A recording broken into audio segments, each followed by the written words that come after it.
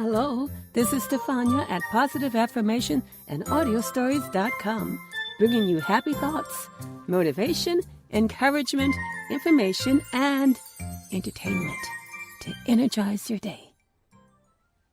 Today, we've got a really sweet Christmas story. It's about elves. And without delay, let's get going. The Elves and the Shoemaker.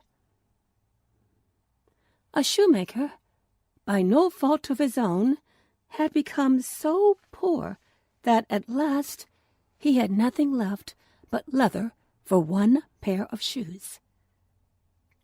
So in the evening he cut out the shoes which he wished to begin to make the next morning, and as he had a good conscience, he lay down quietly in his bed, commended himself to God, and fell asleep. In the morning, after he had said his prayers and was just going to sit down to work, the two shoes stood quite finished on his table. He was astonished and knew not what to say to it.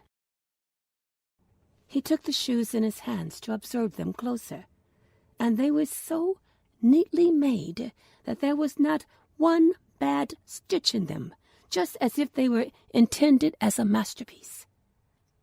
Soon after, a buyer came in, and as the shoes pleased him so well, he paid more for them than was customary.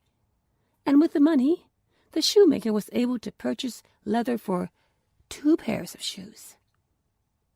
He cut them out at night, and the next morning was about to set to work with fresh courage. But he had no need to do so, for when he got up, they were already made. And buyers also were not wanting, who gave him money enough to buy leather for 4 pairs of shoes. The following morning, too, he found the 4 pairs made, and so it went on constantly. What he cut out in the evening was finished by morning, so that he soon had his honest independence again, and at last became a wealthy man. Now, it befell that one evening, not long before Christmas, when the man had been cutting out, he said to his wife before going to bed, "What think you if we were to stay up tonight to see who it is that lends us this helping hand?" The woman liked the idea and lit a candle, and then they hid themselves in the corner of the room behind some clothes which were hanging up there, and watched.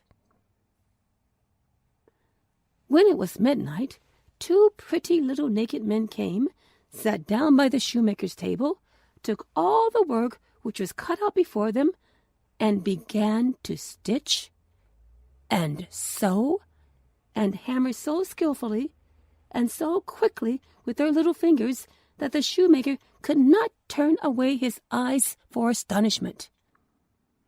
They did not stop until all was done and stood finished on the table, and they quickly ran away. Next morning the woman said, "The little men have made us rich, and we really must show that we are grateful for it. They run about so and have nothing on, and must be cold. I'll tell thee what I'll do. I will make them little shirts and coats and vests and trousers, and knit both of them a pair of stockings. And do thou, too, make them 2 little pairs of shoes." The man said, "I shall be very glad to do it." And one night, when everything was ready, they laid their presents all together on the table instead of the cut-out work, and then concealed themselves to see how the little men would behave. At midnight, they came bounding in and wanted to get to work at once, but as they did not find any leather cut out, but only the pretty little articles of clothing, they were at first astonished, and then they showed intense delight. They dressed themselves with the greatest rapidity, putting their pretty clothes on and singing, "Now we are boys so fine to see. Why should we longer cobblers be?" Then they danced and skipped and leapt over chairs and benches. At last, they danced out of the doors. From that time forth, they came no more. But as long as the shoemaker lived, all went well with him, and all his undertakings prospered. The end. And that's the tale of the Elves and the Shoemaker. It is by the Brothers Grimm. We'll be having some more stories in the new year, as well as inspirational, motivational podcasts. You can subscribe to the podcast via iTunes, Spreaker, or your favorite podcast app. Search for StefaniaLintonbon. Visit us on Facebook, Positive Affirmations and Audio Stories.